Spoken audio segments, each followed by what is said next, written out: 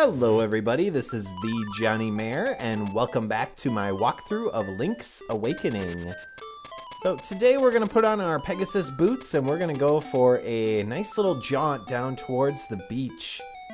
And that is because, as mentioned by the ghost in our previous episode, there's a special item that is hidden in the house down by the bay. And so we're going to go pick that up. Ugh. Stupid urchins. And so to get there, obviously we're going to traverse an old path that we've been down before. But it shouldn't take us too long, because obviously we can sprint. But that last item that we can pick up is in the house, and it's under a barrel. And it is our 20th secret seashell. Let's go to the right here, pick these up, and bingo! Secret seashell number 20. So that'll allow us to cash them in now and get a new special item. Any guesses, viewers, what that special item might be? It is something pretty awesome. Ugh. But it won't help us get over pits, unfortunately. I will spoil that much. I would love to have, like, winged boots or something that would allow you to just walk over pits. That would be an outstanding item. But alas, not in this game. So let's slowly make our way back towards the Seashell Mansion and see if we can actually get a couple of hearts along the way. Because we want to be at full hearts for once we get this item for no particular reason, or at least not any that I'm going to say. And these rhinos usually give up hearts, so there we go. Good deal, and alright. So let's see what we get.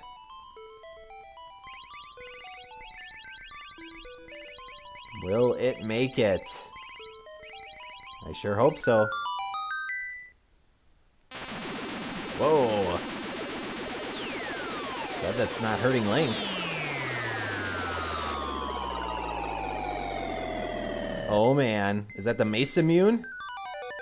No. But it is our level 2 sword. Quick! Write your name on it! Because that's the most important thing to do. And as you can see, when you're at full hearts, it shoots off a little beam like other Zelda games. Ugh. Well, it was shooting off a beam. I immediately got hit and now I can't use it anymore. Ugh. Oh well.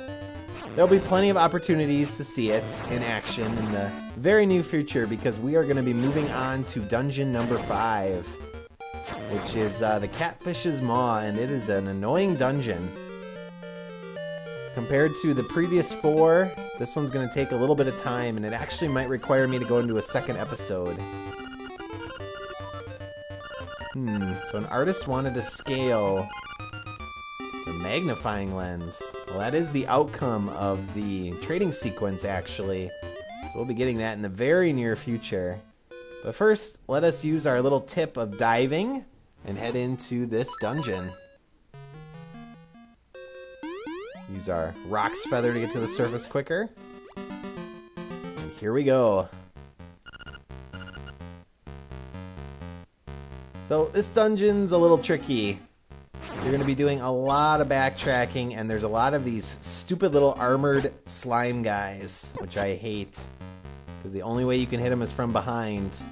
And a lot of the doors, like the one there to the left, require you to kill off all of the enemies in the room to open them. Well, we got lucky there. So this should be the compass. And actually we don't have to kill these guys, because that door we are not going to be going through for a little bit. We're going to head downstairs first. Ugh. And here's a little action sequence. Jeez. Try to jump on these weights. And here's one where you have to balance all 4 of them. That worked out pretty well. And all of this is to get a key that'll allow us to access that door that was in the 3rd room we went through. Don't be throwing bones at us, you jerks. I guess they're just gonna do whatever it takes to keep us from having full hearts. But push these blocks in, and there's a key. I wonder what's over here to the left. What do you think, viewers? Empty room with a skull pattern. Well, keep that in mind because that's going to come into play a little bit later. But for now, let's use our Mambo to return to the entrance. That takes the place of the magic mirror from Links to the Past. And if you want, you can also save and exit and then come back in. That works too. Now, fun fact about these shield guys is that with your beam attack, which we just lost, of course, you can hit them from the side with the beam and it'll actually kill them. I don't think you can hit them from the front still. No. But it does make them a little bit easier to kill off. Jeez. Oh, this is fun. Good lord. Well, piece of power is gonna help. We can get this guy. There we go. And, do I go north? No. I have to go left. Yeah, this dungeon is not 100% committed to memory, so it's gonna take me a little bit of time to figure it out. Ugh. Let's try throwing some pots at him. Come here. Ugh. Come on, you stupid bubble. Took it for the team. God dang it. I hate these guys so much. There we go. Not that that's an essential chest, actually. I think it's, well, the map. That's a good thing. Yeah, it's worthwhile. It's good to have the map. Helps you keep track of where you're at. Now, you might have noticed in that room to the left and up that there was a little hook across the room, and that gives you a little bit of insight into what the special item of this dungeon might be. Because this game does a really good job of requiring you to use the special item from a given dungeon in that actual dungeon. Uh-oh. This room looks familiar, and jeez! Ah, looks like it's a Stalfos knight. Let's bomb him. This is actually the Stalfos Knight Master. It's pretty easy. But he's got a pretty unique little ability too, because now that we bombed him 3 times, watch what happens. He's a coward, so he runs away. And there are actually 4 rooms in this dungeon that he can appear in, depending on where you are in the sequence with him. And he has stolen the item from this chest. So we have to beat him in order to get it. And as you saw, Master Stalfos. Or Master Skull, I suppose. Restock our bombs. So the second room is up here. And I'm probably going to get hit multiple times by these bubbles. Well, that worked, I guess. And we can run through these if you remember from the 3rd dungeon. Yes, yes, I know. Oh, come on. Die. Get up there. Alright. So this room comes into play later after we actually get the special item for this dungeon. We can't do the secret little thing in here that you need to do eventually to get the nightmare key. So we're just gonna head up here and kill off this slime. And see if there's any hearts or anything underneath these jars. Awesome. So yeah, we have to do a ton of backtracking in this dungeon. Oh no. Ugh. And especially when we're searching for that night guy. I think the next room is to the right there, so goodbye. All right. Okay. Battle number 2. Now for all of the battles leading up to the last one, the first 3, if you do have the level 2 sword, which some people call the noble sword, and you have the beam attack because you have full health. Oh, come on, buddy, don't run away. All right, well, we'll chase you. You actually can damage him with the beam attack without having to bomb him. But the last time you fight him, you have to use bombs. It is a requirement to kill them off. So we have some chests that we can't quite access yet. Again, the special item from this dungeon will open up all of this stuff for us. But in the meantime, we're going to continue to get what we can and check out some different rooms. And I don't know if I need bombs or not. I don't think I do. I guess. Never hurts to get them. Alright. I probably should have... Yeah, let's switch screens. Let's go after him right away. There we go. And the reason we killed the slime over to the left is because you have to kill all 3 of them to open this door here. And what might be in this room to the north, you might ask? Well, round 3. Fight. But unfortunately, we can't use a fatality yet. We just gotta hit him 2 more times, and then he'll run off like the coward that he is. I like his shield, though. Pretty cool.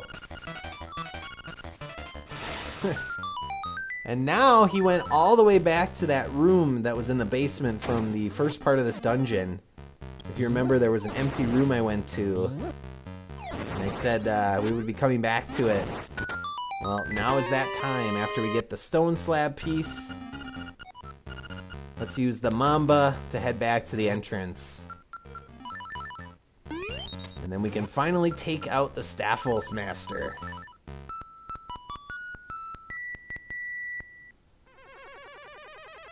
This is definitely a time saver. Because obviously if I would have had to go back through all those rooms, that would have taken probably 5 to 10 minutes. So I'm glad I got that. And it is optional. I mean, you don't have to get that song. At least I don't think you do. I don't remember you needing it for anything. Alright. And a piece of power. That's awesome. That should make the Stalfos Master a little bit easier. Let's see if we can do this action scene again. Oh yeah. We got mad jumping skills. Mario ain't got nothing on us. Stupid plumber. Well, that worked. Alright, the final encounter. And this guy is not even the mini-boss for this dungeon. This is all extra stuff that we have to do. You'd think they would have made him the mini-boss, but oh no. Wait a minute, why didn't he go down? Uh-oh. Come on. Get him. Ow! Cooperate, jerk. Okay, I'm gonna guess once more. Come on, do it. Yes. And what do we get? Another classic Zelda item, the Hookshot. Boing. So now this lets us access a whole bunch of stuff in this dungeon we couldn't get to before. But of course, we're going to use our Mamba once more to get back to the entrance. And hey, that's cool. My piece of power is still activated. That's one of the benefits of not using the save and exit feature, Ron, is that you don't lose stuff like the piece of power, or if you're into Guardian Acorns, you don't lose those either. Oh yeah, 200 rupees. Now we're gonna need about 300 for a little area after this dungeon, so that puts us well on the way to that total. Ow. And with the Hookshot, we can actually grab these little guys' masks. Now they are completely vulnerable to our attacks. So which way do I have to go here? North, it looks like. Oh, come on. And if you can manage to hit these guys now from the back or the side, Come on. He'll actually just die, which is nice. No, it wasn't left, it was north. Right, so we're gonna head to the left first, and then we'll come back for that little switch. Now, you could have technically done this with the Rock's Feather, but you had to be very precise. And the problem is, once you got in here, you would have had to make a really well-timed running jump to get to the bottom there in order to grab this key. So the hookshot just makes it a lot easier.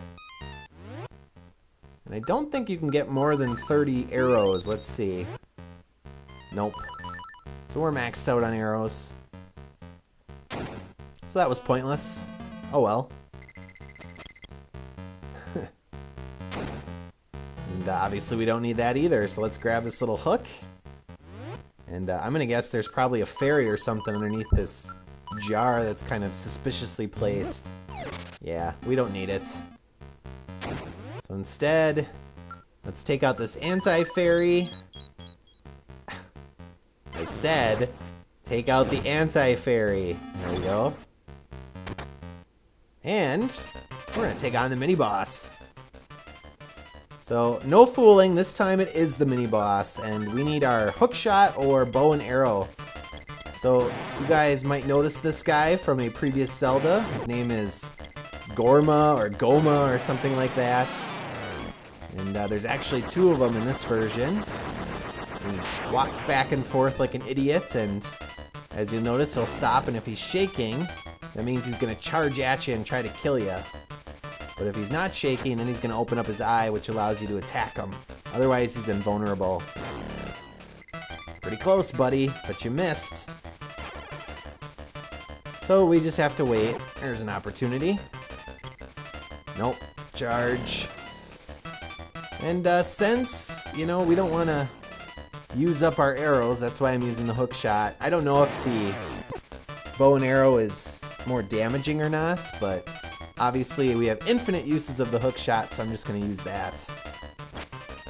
Come on, open your eye. Ugh. And yeah, we are only about halfway done with this dungeon, so once I beat this guy, I think I'm gonna call it an episode and we'll just finish it up in my next one. Assuming this guy ever opens up his eye.